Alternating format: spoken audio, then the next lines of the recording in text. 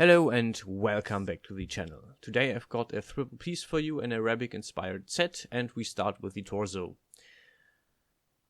I used the shirt that I already had. I tightened the arms a little bit, and next thing I did was I worked on the piece between arm and torso shirt. So as you can see, after working on the arms, I cut out a piece.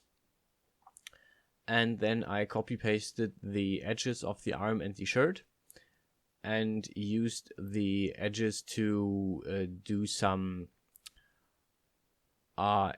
used the curves to work out some edges between the pieces.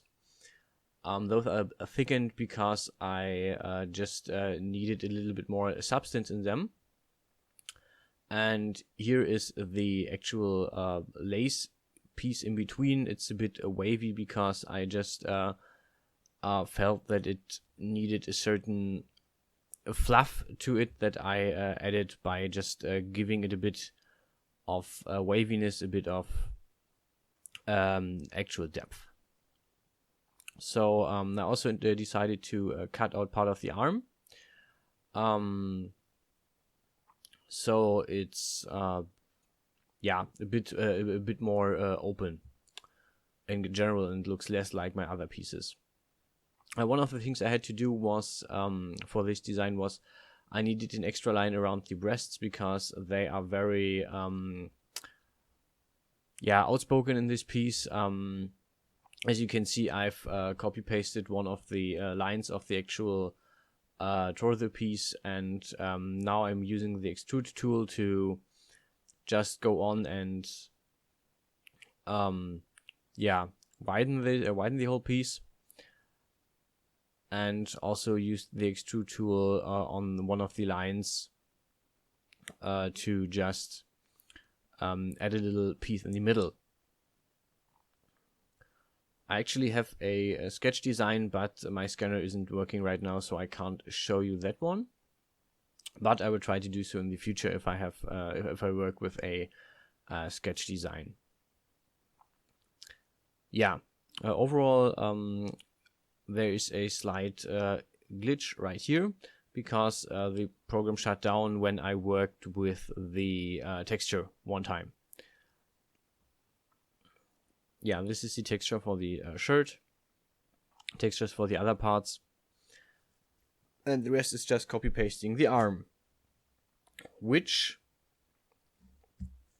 will give us in a few seconds the next piece. And the second piece I worked on was the legs, or the pants.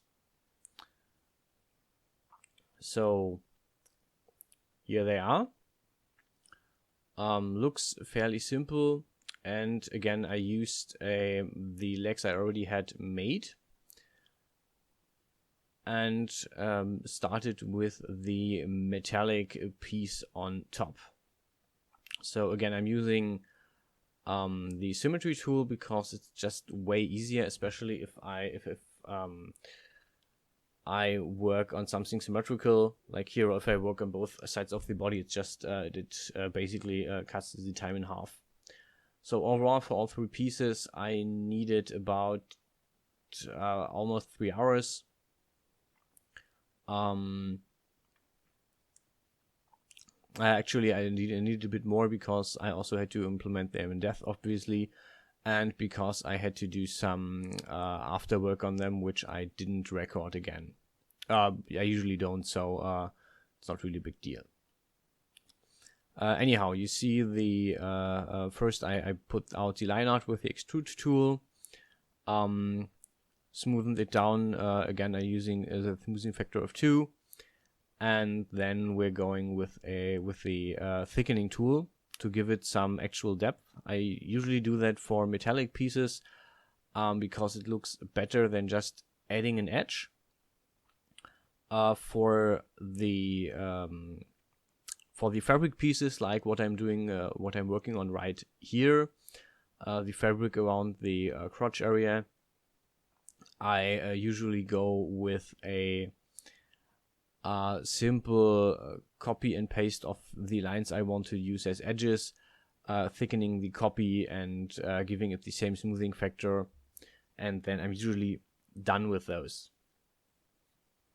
Yeah. I used the tube as a basic shape for this one, and used a bit of extrusion to because I didn't have enough, because I didn't leave enough room, and also a bit of tessellation for additional lines, additional points at some point, at some parts of the fabric. Yeah. This was actually the easiest of the three parts.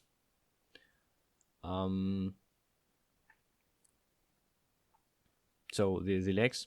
What I did later on was I changed the fabric that I'm currently working on, the piece around the crotch, because it was actually too short on the front, and I had to widen it a bit. Also, I gave the legs a little bit of a flare at the bottom, and the rest is just, again, copy pasting. So here's the shoes, the heels that I did, and you can see I already worked with the plateau heels. Yeah, I basically worked out the angle of the heel with trial and error. So when I put the foot in the right angle and the toes in the right angle, that the heel is actually straight and not curved. Yeah, most of this is extrusion, so I started with a grid at the back, cut out a middle piece where I will later install a zipper, and the rest is, or currently I'm using the extrusion tool. I also cut a piece of the figure away just so I could see better from the side. Yeah, actually the inspiration for this shoe is from Pinterest again. I have a really big list of pictures with shoes that I want to do at some point, and in this case I decided for one that I found recently. And yeah, most of it is actually really extrusion tool with adding a few extra lines, so I get the angle around the foot just right, so I'm close enough that it holds the foot, but not so close that it clips through. Yeah, this is the base form. Here's the smoothing. I have to, as you can see, edit a few lines and edit a few points so it doesn't clip. And then I went for thickening again. At this point, I have fabric that I was using the thickening tool at, simply because it is easier to work with than and easier to